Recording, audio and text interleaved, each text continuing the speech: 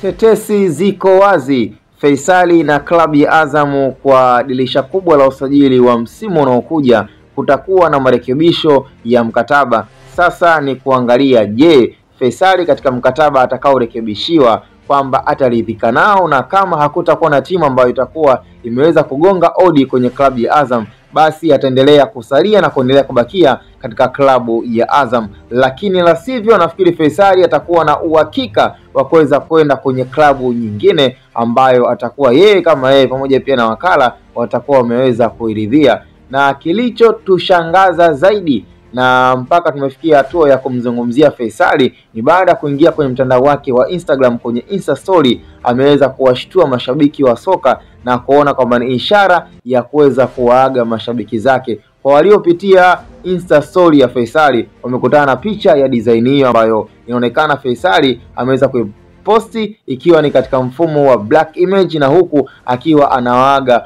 mashabiki zake. Hiyo ni ishara gani? Kiuhalisia wale wenye D2 inatosha kusema kwamba dirisha kubwa la usajili linalokuja Faisali linampa mwanya wa kuweza kuchagua, je, ni kwenda kwenye klabu ya Simba ama kurejea katika klabu yake ya zamani ya Dar Young African, ama kama kutakuwa na maamuzi ya kwenda katika ligi nyingine ya nje, basi nafikiri Faisali itakuwa hiko wazi. Na yote baada ya kuweza kusikiliza pia tanukuu ya msemaji wa klabu ya Azam Hashim Ibwe, ambaye pia naye mwenyewe aliweza kuzungumzia sakata linalomuhusu sasa hivi Faisali kwamba vipi kuhusu mkataba wake, vipi kuhusu maboresho ya mkataba wa Faisali. Manake kama hakutakuwa na sintofahamu ya dirisha kubwa la usajili unaokuja kwa Faisali, basi anaweza akarejea, lakini kama mkataba Faisali akiupinga na kuukataa, manake timu yoyote itakayokuja mezani kwa makubaliano dhahiri shahiri na timu ya Azam, basi Faisali atakuwa na uhakika